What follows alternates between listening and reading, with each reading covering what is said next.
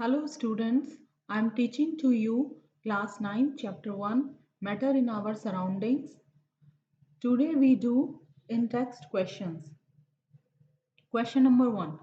The mass per unit volume of a substance is called density. ये हम जानते हैं, डेंसिटी को हमने पहले भी डिस्कस किया था. चैप्टर में भी डेंसिटी वर्ड आया था, तब हमने उसको वहां पर समझा था. मैं एक बार आपको वापस वहां पर जहां पर हमने वो डेंसिटी को समझा था, वहां मैं एक बार उसी उसी वीडियो से समझा देती हूँ. ये हमने डेंसिटी को एक्टिविटी नंबर 1.4 में समझा था कि दो हम बीकर लेंगे. एक बीकर में हम मतलब दोनों बीकर में पानी डाल के एक बीकर में हम इंक डालेंगे और दूसरे बीकर में हम हनी डालेंगे. और हम यहाँ पर ये ऑब्जर्व कर रहे थे कि कौन जो है मतलब डिजॉल्व हो जाता है इमीडिएटली और किसको डिजॉल्व होने में टाइम लगता है. तो ये डेंसिटी के ऊपर बेस्ड क्वेश्चन था. तो डेंसिटी क्या होता है? Mass of an object per unit volume. Means कि जैसे मान लीजिए हम यहाँ ये पर यूनिट वॉल्यूम का मतलब ये है कि हमारा जो वॉल्यूम होगा वो अगर हम डेंसिटी को कंपेयर कर रहे हैं, ठीक है, जैसे अगर हम इंक और हनी को ले रहे हैं और इन दोनों की डेंसिटी के बीच में कंपैरिजन कर रहे हैं, तो जब हम कंपेयर करेंगे तो हम वॉल्यूम को कांस्टेंट रखेंगे, वॉल्यूम को हम यूनिट रखेंगे, वॉल्यूम को चेंज नहीं करेंगे. यानी जो वॉल्यूम हम इंक के लिए रखेंगे वही वॉल्यूम हम हनी के लिए रखेंगे. ठीक है, ये क्लियर हुआ. वॉल्यूम यूनिट वॉल्यूम का मतलब ये हुआ कि दोनों के लिए वॉल्यूम सेम रहेगा. तो यहाँ हम जैसे मान लें कि जैसे ये हनी के लिए है और ये इंक के लिए है. ठीक है, तो हम देख रहे हैं कि वॉल्यूम मीन्स जो स्पेस को ऑक्यूपाई, ऑब्जेक्ट के स्पेस ऑक्यूपाई करने की अमाउंट को बोलते हैं. तो इसने जितना अमाउंट ऑक्यूपाई कर रखा है इस ऑब्जेक्ट ने, सेम उतना ही अमाउंट इसने ऑक्यूपाई कर रखा है स्पेस में, दोनों ने सेम कर रखा है, तो वॉल्यूम दोनों का सेम है.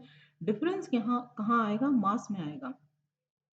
इसमें नंबर ऑफ पार्टिकल्स ज़्यादा है तो इसका मास ज़्यादा होगा, इसमें नंबर ऑफ पार्टिकल्स कम है तो इसका मास कम होगा. तो हम देख रहे हैं इस फॉर्मूले से समझ में आ रहा है कि मास अगर ज़्यादा होगा तो डेंसिटी भी क्या होगी? ज़्यादा होगी. तो डेफिनेटली यही होगा कि हनी जो होगा वो ज़्यादा डेंस होगा. ठीक है, तो आई थिंक आपको ये क्लियर हुआ होगा. तो ये हमने देख लिया डेंसिटी इज इक्वल्स टू क्या होता है? Mass upon volume. अब ये हमसे क्या क्वेश्चन सॉल्व करवा रहे हैं कि इन्होंने कुछ एग्जांपल्स दिए हैं और ये कह रहे हैं कि इनको इनकी इंक्रीजिंग डेंसिटी में लिखो. यानी सबसे पहले हमें जिसकी डेंसिटी सबसे कम है उसको पहले नंबर पर लिखना है और जिसकी डेंसिटी सबसे हाईएस्ट है उसको हमें सबसे लास्ट में लिखना है. ठीक है, तो पहले एग्जांपल्स पढ़ लेते हैं क्या क्या है. Air, exhaust from chimneys, Honey, water, chalk, cotton and rubber. अब देखो जो एयर, पहले हम इनको क्या करते हैं कि स्टेट के अकॉर्डिंग डिवाइड कर लेते हैं. ठीक है, स्टेट क्या होते हैं? मैटर के स्टेट कितने होते हैं? 3 होते हैं. Gas, solid, gas, liquid, solid. ठीक है, तो सबसे पहले स्टेट के अकॉर्डिंग हम इनको डिवाइड करते हैं. तो air and exhaust from chimneys, ये दोनों क्या है? गैस है, तो ये अलग कर लिया हमने. फिर हनी और वाटर दोनों क्या है? लिक्विड, तो इनको अलग कर लिया. फिर चॉक, कॉटन, आयरन, ये क्या है? सॉलिड, तो हमने इनको इस तरीके से अलग कर लिया. तो डेफिनेटली जो गैसेस होते हैं, अगर हम तीनों का वॉल्यूम सेम लें, हमें क्या रखना है? डेंसिटी चेक करनी है, इंक्रीजिंग डेंसिटी में इनको अरेंज करना है. तो डेंसिटी में क्या होता है? हमें वॉल्यूम हमेशा यूनिट रखना होता है, मतलब सेम रखना होता है. तो हमने देखो तीनों के लिए ही डेंसिटी को सेम रखा है. अब हम मास में वेरी करेंगे क्योंकि मास ही डेंसिटी को मास ही डेंसिटी को डिसाइड करेगा. तो जिसमें मास ज़्यादा होगा, तो सबसे ज़्यादा मास हम जानते हैं किसमें होगा? सॉलिड में होगा, क्योंकि यहाँ पर पार्टिकल्स जो हैं वो एक दूसरे से इनकी मतलब वॉल टच होती रहती है पार्टिकल्स की और एकदम एक दूसरे से सटे हुए रहते हैं, तो ये सॉलिड। जो लिक्विड होते हैं उनमें पार्टिकल्स सॉलिड के कंपैरिजन में दूर दूर। तो यहाँ अगर नंबर ऑफ पार्टिकल्स 9 है तो यहाँ नंबर ऑफ पार्टिकल ओनली 3 है, ठीक है। और अगर हम गैसेस की बात करें तो यहाँ नंबर ऑफ पार्टिकल ओनली, यहाँ 4 है तो यहाँ ओनली 3 है, ठीक है। तो हमने देख लिया कि मास सबसे ज्यादा यहाँ पर है तो डेफिनेटली डेंसिटी भी सबसे ज्यादा सॉलिड की होगी, और मास सबसे ज्यादा कम गैसेस में है इसलिए डेंसिटी सबसे कम गैसेस की होगी। तो जो हम ऑर्डर लिखेंगे डेंसिटी का उसमें सबसे कम डेंसिटी इन दोनों की होगी। अब इन दोनों में भी हमें डिसाइड करना है कि किसकी डेंसिटी कम है, ठीक है, वो सबसे पहले लिखा जाएगा। Air contains only oxygen and nitrogen as the main constituents, but exhaust from chimneys contains some heavier gases. देखो, एयर में हम ये जानते हैं कि जो नाइट्रोजन होती है वो कितने परसेंट होती है, 78% होती है नाइट्रोजन। और अगर हम देखें ऑक्सीजन को तो ऑक्सीजन का कितना परसेंटेज एयर में होता है, तो वो होता है 21%। मेन कंस्टिट्यूएंट यही होते हैं, ठीक है। और इनसे लगभग एयर का 99% गैसेस कवर हो जाती हैं, ठीक है। तो मेन कंस्टिट्यूएंट यही है, एयर में यही है। लेकिन अगर हम चिमनी के एग्जॉस्ट की बात करें तो उसमें कुछ हैवियर गैसेस भी होती हैं। हैवियर गैसेस कौन कौन सी होती हैं, जैसे सल्फर के ऑक्साइड्स होते हैं, ठीक है। ये एक्स का मीनिंग ये है, ये सल्फर डाइऑक्साइड हो सकता है, ट्राई ऑक्साइड हो सकता है, या नाइट्रोजन के ऑक्साइड्स होते हैं, x meaning nitrogen dioxide, nitrogen try oxide, या कार्बन के ऑक्साइड्स भी हो सकते हैं, ठीक है। कार्बन मोनोऑक्साइड हो सकता है, कार्बन डाइऑक्साइड हो सकता है, इस तरीके से। तो चिमनी के एग्जॉस्ट में क्या होता है, इस तरीके से सल्फर, नाइट्रोजन, कार्बन के ऑक्साइड्स होते हैं जो क्या होते हैं, हैवी होते हैं, उनका मास ज्यादा होता है कंपैरेटिव टू, अगर हम इनसे बात करें एयर की गैसेस से। इसलिए इन दोनों में से ज्यादा डेंस कौन हो गया, यही हुआ एग्जॉस्ट फ्रॉम चिमनीज। तो फिर एयर को हम फर्स्ट नंबर पर लिखेंगे और सेकंड हम लिखेंगे एग्जॉस्ट फ्रॉम चिमनी। अब इन दोनों में कंपैरिजन ये आप लोग जानते हैं अच्छे से, अभी अभी हमने समझा है कि हनी और वाटर में से कौन ज्यादा डेंस होगा, तो हनी ज्यादा डेंस होगा क्योंकि उसमें number of particles unit volume में, या नंबर, हाँ वो नंबर ऑफ पार्टिकल्स ज्यादा होंगे तो डेफिनेटली मास भी ज्यादा होगा। तो यूनिट वॉल्यूम में मास किसका ज्यादा होगा, हनी का ज्यादा होगा। तो ये समझ लेते हैं, the mass of particles of honey is much higher. Honey के जो पार्टिकल्स का मास होता है वो ज्यादा होता है किससे, वाटर से, क्योंकि नंबर ऑफ पार्टिकल्स हनी के अंदर ज्यादा होते हैं। And inter particle distances are much smaller than water. और यहाँ पर क्या होता है, इंटर पार्टिकल जो डिस्टेंसेस होते हैं वो बहुत कम होते हैं, ठीक है। और इंटर पार्टिकल डिस्टेंसेस कम होने की वजह से क्या होता है, वो सॉलिड जैसी कंडीशन हो जाती है, ठीक है। इंटर पार्टिकल डिस्टेंसेस कम होने से फिर उसका मास भी क्या हो जाता है, ज्यादा हो जाता है। ज्यादा हो जाता है तो डेंसिटी उसकी हायर हो जाती है, ठीक है। तो इन दोनों में डेंसिटी किसकी ज्यादा होगी, हनी की, और कम किसकी होगी, वाटर की। अब हम बात करते हैं चॉक, कॉटन और आयरन में सॉलिड की बात करते हैं। तो ये हम अच्छे से जानते हैं कि इन तीनों में से सबसे ज्यादा डेंस आयरन होगा। क्यों, क्योंकि चौक को हम हाथ से भी तोड़ सकते हैं जबकि आयरन को तोड़ना पॉसिबल नहीं है। तो in iron the particles are very closely packed, but in chalk the particles are less closely packed, या लूजली पैक्ड भी बोल सकते हैं, ठीक है। दोनों है सॉलिड, लेकिन बस पार्टिकल्स के पैकिंग में ही डिफरेंस है। इसमें क्लोजली पैक्ड होते हैं और इसमें लूजली पैक्ड होते हैं, ऐसे बोल सकते हैं, लेस क्लोजली की बजाय लूजली पैक्ड होते हैं। तो ये तो हम वैसे प्रैक्टिकली जानते हैं। अब रहा कॉटन, तो ये तो मतलब हम खुद भी सोच सकते हैं कि कॉटन जो है डेफिनेटली आयरन और चॉक से तो कम डेंस है। लेकिन यहाँ पर जो कॉटन है वो आयरन और चॉक से ही नहीं, वो वाटर और हनी से भी कम डेंस है। वो कैसे हुआ, तो वो भी समझ लेते हैं। Cotton is also solid. अब कॉटन सॉलिड है, अगर आपको याद हो तो जब चैप्टर पढ़ाया था तब मैंने आपको स्पॉन्ज के बारे में बताया था, ठीक है। तो स्पॉन्ज में क्या होता है,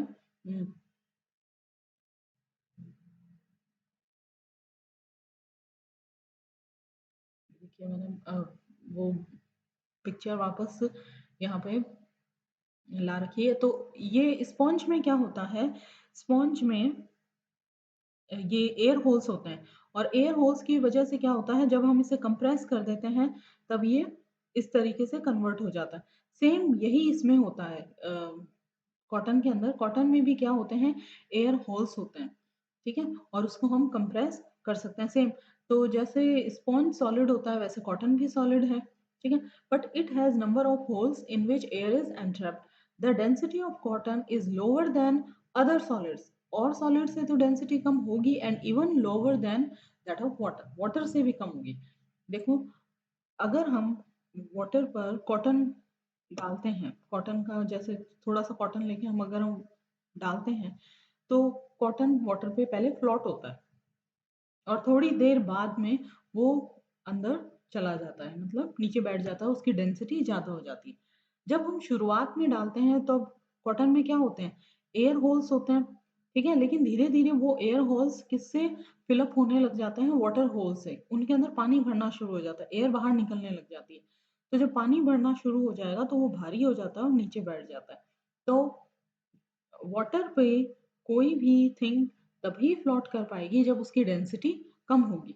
बाद में क्या होता है उसको नहीं देखेंगे, लेकिन इनिशियली वो उसकी डेंसिटी वाटर से कम होती है, इसीलिए वो वाटर के ऊपर फ्लो करता है। इसलिए हम कॉटन को वाटर से भी कम डेंस मानेंगे।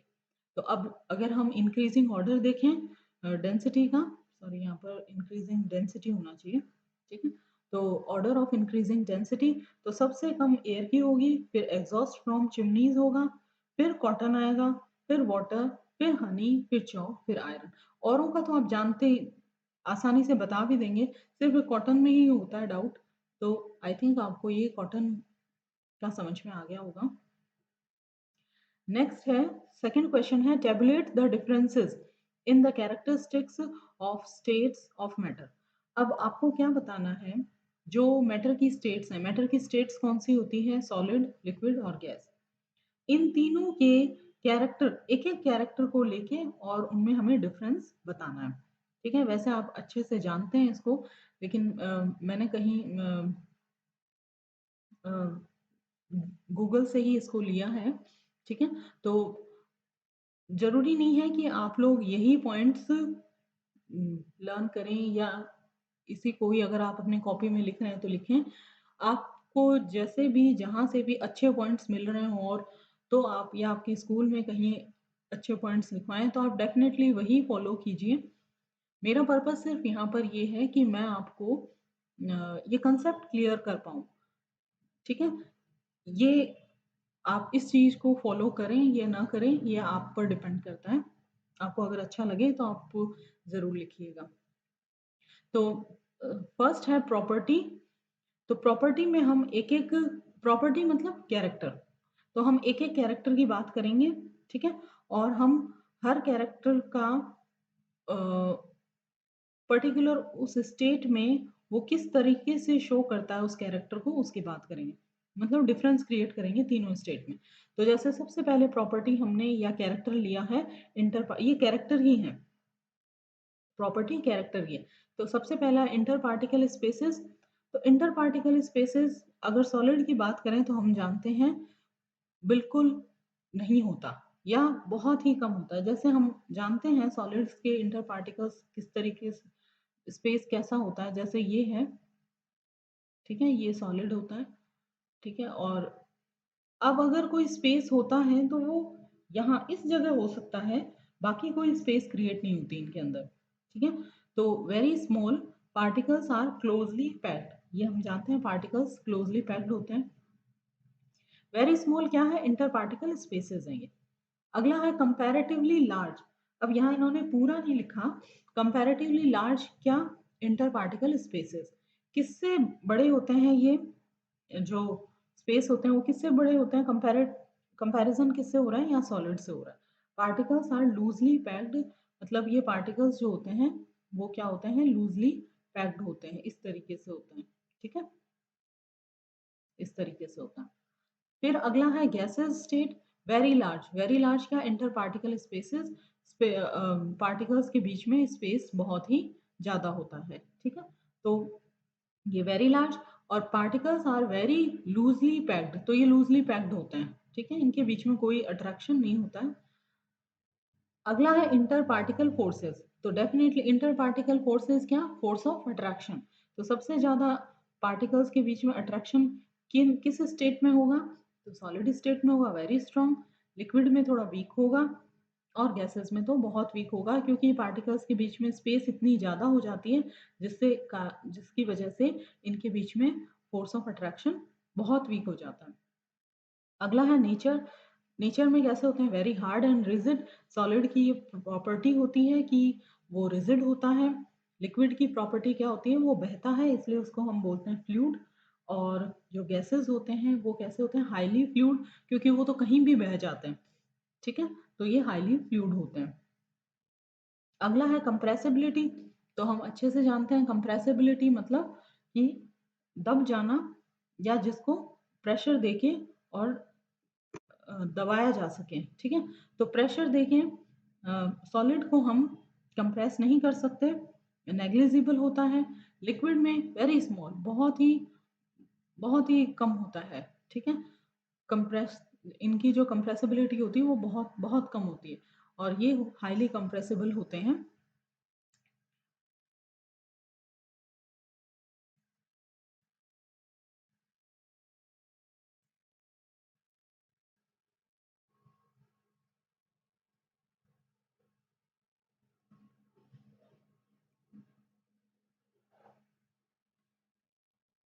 नेक्स्ट है शेप एंड वॉल्यूम। तो शेप इनकी डेफिनेट होती है, ठीक है, फिक्स होती है, और वॉल्यूम भी इनका फिक्स होता है। ना तो इनका वॉल्यूम चेंज होता है, ना शेप चेंज होती है अगर हम किसी दूसरी जगह पर इनको लेकर जाएं तो। इनके साथ क्या होता है? इनकी शेप डेफिनेट नहीं होती, इनडेफिनेट होती है, क्योंकि अगर हम एक कंटेनर से दूसरे कंटेनर में पोर करते हैं इनको, तो इनकी शेप चेंज हो जाती है, कंटेनर के अकॉर्डिंग हो जाती है। लेकिन इनका वॉल्यूम डेफिनेट होता है। अगर पहले कंटेनर में 50 ml है, तो दूसरे में भी उतना ही रहेगा, चेंज नहीं होगा। गैसेस में क्या होता है? न तो शेप डेफिनेट रहती है, ना वॉल्यूम डेफिनेट रहता है, दोनों ही इनडेफिनेट रहते हैं। डेंसिटी की बात करें तो जानते हैं हम, अगर तीनों में वॉल्यूम हम सेम रखें, वॉल्यूम को यूनिट रखें, मास को वेरी करें, तो मास सबसे ज़्यादा किसका होगा? सॉलिड का, उससे कम लिक्विड का, और सबसे कम किसका होगा? गैस का। तो उसी के अकॉर्डिंग इनकी डेंसिटी भी चेंज हो जाएगी। अगला है मॉलिक्यूलर मोशन और काइनेटिक एनर्जी। मॉलिक्यूलर मोशन इनमें सबसे ज़्यादा लो होगा। काइनेटिक एनर्जी किसको कहते हैं? या मॉलिक्यूलर मोशन तो आपका न तो ये चैप्टर में नाम आया है, तो हम सिर्फ काइनेटिक एनर्जी से ही समझेंगे। काइनेटिक एनर्जी क्या होती है? किसी ऑब्जेक्ट में अगर वो मूव कर रहा है, तो इसका मतलब उसके अंदर काइनेटिक एनर्जी, और अगर जितना ज़्यादा ऑब्जेक्ट का मूवमेंट होगा, इसका मतलब उसमें उतनी ही ज़्यादा काइनेटिक एनर्जी है। तो सबसे ज़्यादा मूवमेंट किसका होता है? गैसेस का ही होता है, इसलिए काइनेटिक एनर्जी भी सबसे ज़्यादा गैसेस की होगी। फिर उससे कम लिक्विड की होगी और सबसे कम किसकी होगी? सॉलिड की। डिफ्यूजन। डिफ्यूजन का मतलब होता है कि उसकी मिक्स होने की रेट, ठीक है? कोई भी अगर हम मिक्स होने की रेट की बात करें, तो हम जानते हैं कि गैसेस स्टेट में क्या होती है? मिक्सिंग रेट सबसे ज़्यादा होती है, ठीक है, वेरी फास्ट होती है। क्योंकि एक गैस का दूसरे गैस में मिक्स होना बहुत ईज़ी होता है, क्योंकि पार्टिकल्स के बीच में क्या होता है? काइनेटिक एनर्जी, या पार्टिकल्स में काइनेटिक एनर्जी बहुत ज़्यादा होती है, तो उनका मूवमेंट बहुत जल्दी-जल्दी होता है। तो जितनी ज़्यादा काइनेटिक एनर्जी पार्टिकल्स के पास होगी, उनकी डिफ्यूज़न रेट भी उतनी ज़्यादा होगी। तो इनकी क्या हो जाएगी? डिफ्यूज़न वेरी फास्ट होगा, बहुत जल्दी डिफ्यूज़न होगा। इसमें गैस के कंपैरिजन में कम होगा। इसमें नेग्लिजिबल नहीं कह सकते, बहुत कम होगा, लेकिन हम इसको नेग्लिजिबल नहीं मान सकते, ठीक है? तो ये तो पॉइंट हुआ, क्वेश्चन ए कंप्लीट हुआ कि हमने जो स्टेट्स की कैरेक्टरिस्टिक्स हैं उनको एक-एक करके और तीनों स्टेट्स में उसको डिफरेंशिएट कर दिया। अगला है कमेंट अपॉन द फॉलोइंग। अब हमें इनके बारे में समझाना है कि या ये कह सकते हैं हमें इनकी डेफिनेशन देनी है, ठीक है? तो रिजिडिटी क्या होता है? रिजिड हमने सॉलिड में पढ़ा है कि सॉलिड की टेंडेंसी होती है कि वो अपनी शेप को मेंटेन रखना चाहता है, ठीक है? वो अपनी शेप को चेंज नहीं करना चाहता। सॉलिड की यही टेंडेंसी कि अपनी शेप को मेंटेन रखता है, वो ही उसी को ही क्या बोलते हैं? रिजिड बोलते हैं। तो it is the property of matter. कौन से मैटर की प्रॉपर्टी होगी ये? सॉलिड की, ठीक है? To resist the change of his shape, यानी अपनी शेप को चेंज होने के लिए रोकता है, नहीं होने देता अपनी शेप को चेंज। तो इसी को ही रिजिडिटी बोलते हैं। नेक्स्ट है compressibility. It is the property of matter. कौन से मैटर की प्रॉपर्टी होती है ये? कंप्रेसिबिलिटी। ये होती है ज्यादातर हम किस में देखते हैं? गैसेस में ही देखते हैं, ठीक है? तो हाईली कंप्रेसिबल होते हैं गैस।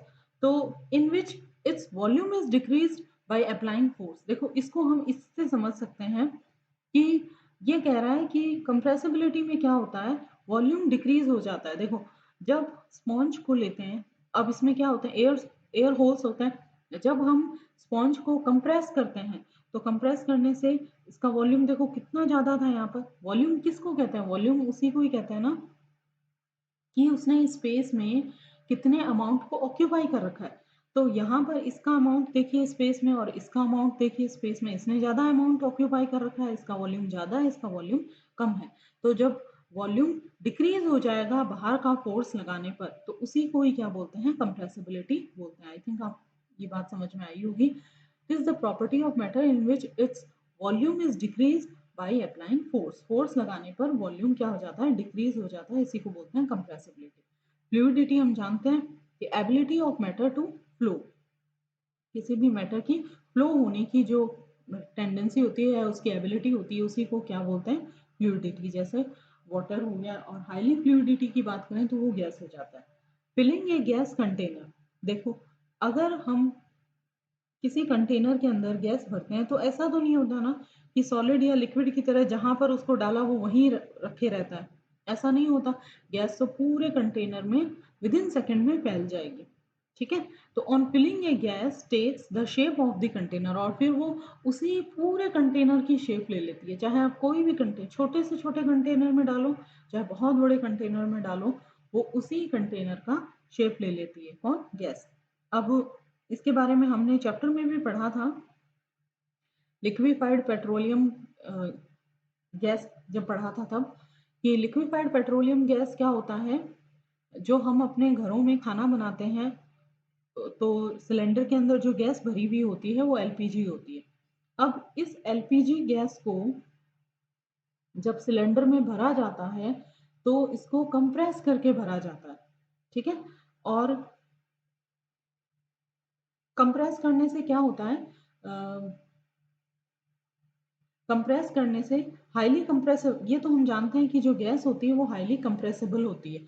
तो कंप्रेस करने से गैस किस में कन्वर्ट हो जाती है? लिक्विड में कन्वर्ट हो जाती है। तो सिलेंडर में जो गैस भरी हुई आती है वो किस फॉर्म में होती है? वो लिक्विड फॉर्म में होती है, ठीक है? लेकिन जब हम उसे काम में लेते हैं तब क्या होता है? ये मैंने तभी बताया था। जब हम वो क्या करते हैं? गैस को, गैस के ऊपर प्रेशर लगा के, प्रेशर मतलब गैस को कंप्रेस करके वो किस में कन्वर्ट कर देते हैं? लिक्विड स्टेट में कन्वर्ट कर देते हैं। लेकिन जब हम उसको काम में लेते हैं तब क्या होता है? लिक्विड तो उस अब जब हम काम में लेंगे तो ये बाहर निकलेगी, उस सिलेंडर में से बाहर निकलेगी। तो बाहर तो इतना प्रेशर ही नहीं जितना प्रेशर हमने सिलेंडर में लगा रखा है। तो बाहर प्रेशर बिल्कुल नहीं होगा, या जो भी एटमॉस्फेरिक प्रेशर होगा वो होगा, बाकी इतना प्रेशर नहीं होगा जितना सिलेंडर के अंदर है।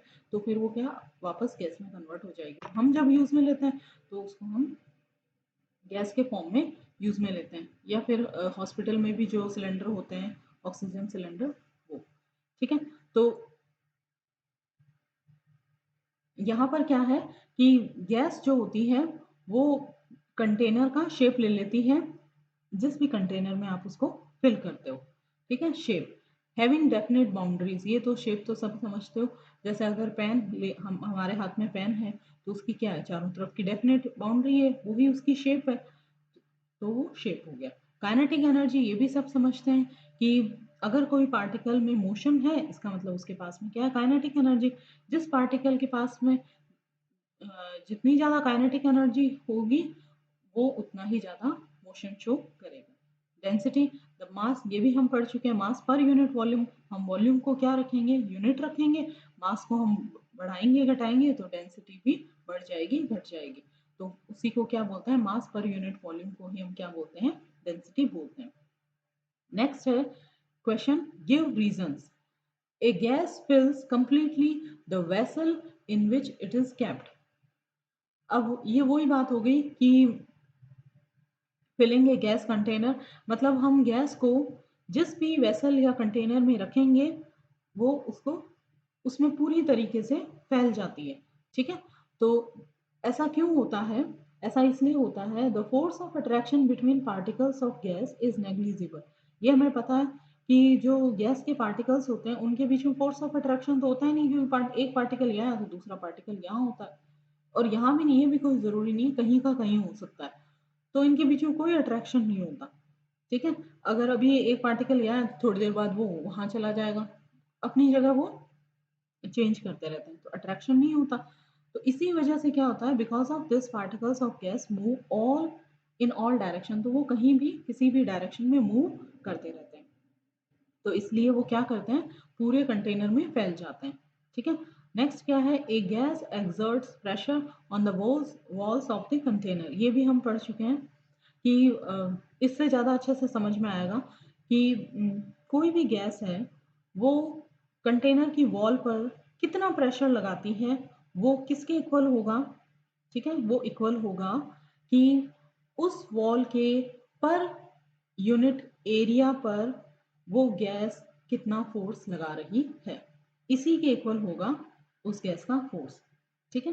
तो ये मैंने आपको लेक्चर में भी जब चैप्टर में ये आया था तब भी मैंने बताया था, पर यूनिट एरिया क्या होता है, मान लो ये हमने एरिया फिक्स कर लिया, ये है पर यूनिट एरिया, तो अगर ये इसकी लेंथ हो गई, ये इसकी ब्रेथ हो गई, तो लेंथ अगर हम 1 सेंटीमीटर लें तो इसकी ब्रेथ भी 1 सेंटीमीटर, तो ये पर यूनिट एरिया।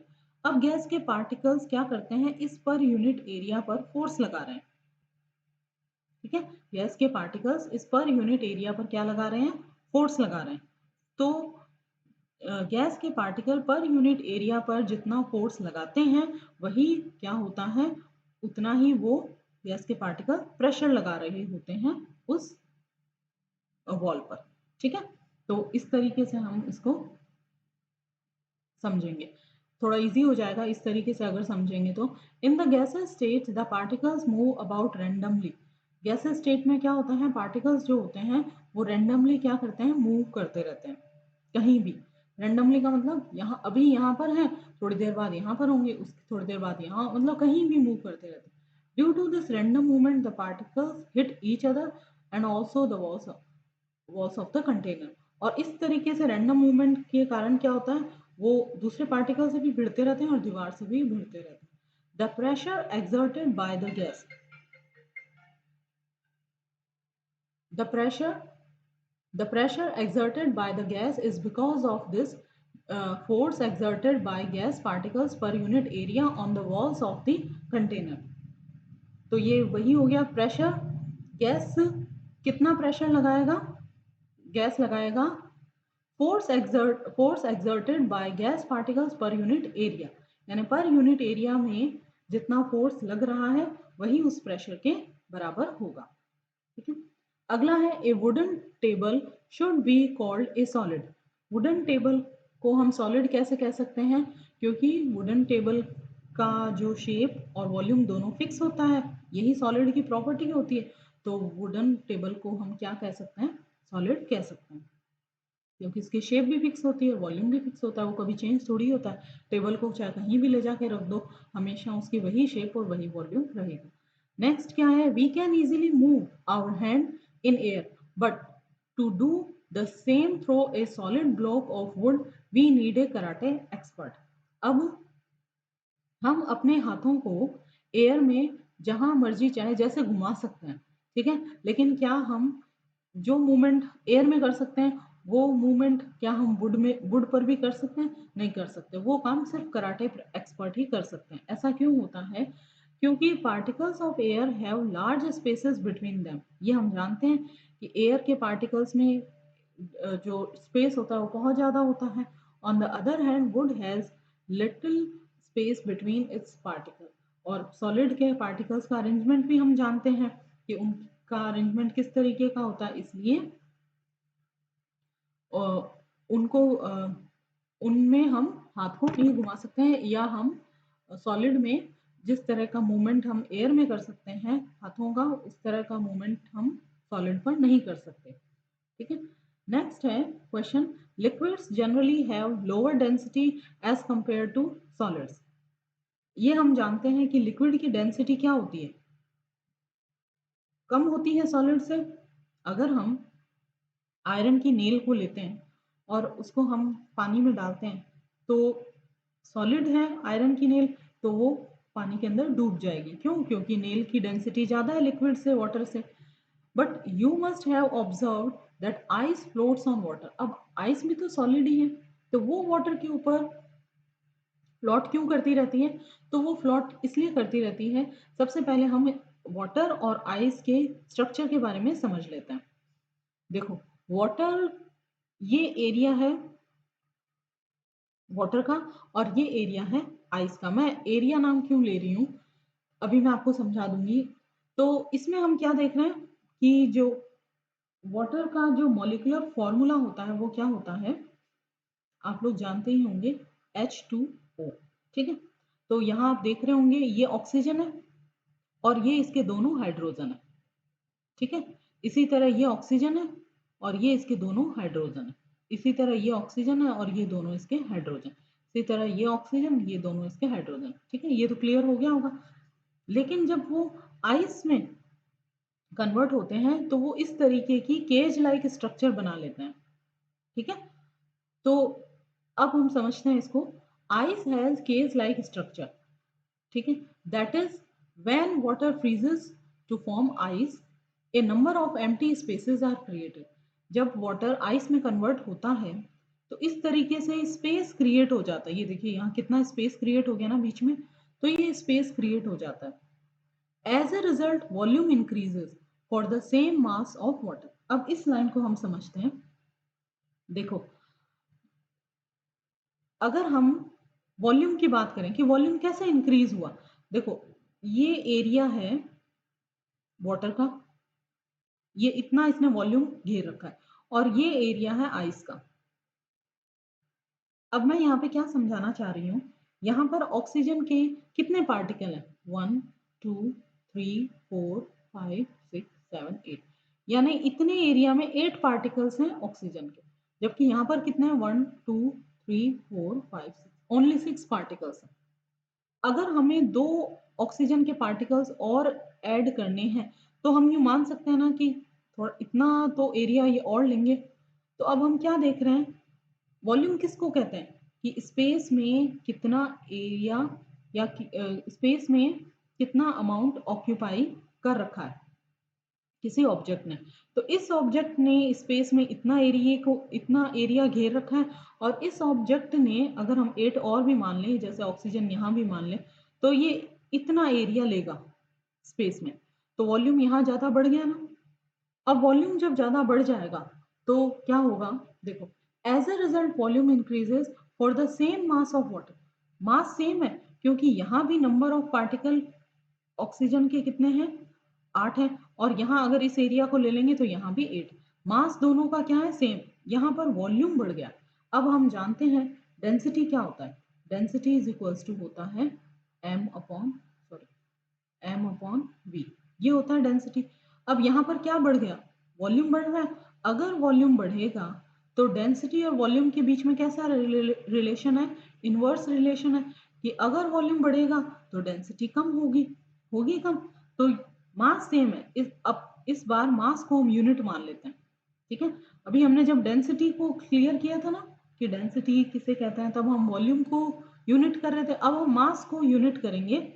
जब इसको यूनिट कर देंगे तो यानी चाहे वाटर में देख लो चाहे आइस में देखो, दोनों में मास तो सेम रहेगा, लेकिन आइस के अंदर वॉल्यूम बढ़ गया, डेंसिटी अपने आप क्या हो जाएगी, कम हो जाएगी। अगर वॉल्यूम बढ़ा है तो डेंसिटी कम होगी, और जो चीज कम डेंस होती है वो तो फ्लोट करती है। इसका मतलब आइस क्या करेगा, पानी के ऊपर फ्लोट करेगा। आई थिंक आपको ये कंसेप्ट समझ में आया होगा। In other words mass per unit volume, यही हो गया मास पर यूनिट वॉल्यूम। और डेंसिटी, डेंसिटी इसको हम डेंसिटी कहेंगे ना। Density of ice is lower then water, क्यों हो गई? क्योंकि मास दोनों का सेम है, वॉल्यूम आइस का बढ़ रहा है, वॉल्यूम बढ़ेगा तो डेंसिटी आइस की क्या हो जाएगी? कम हो जाएगी। आई थिंक आप लोगों को ये चारों क्वेश्चंस समझ में आए होंगे।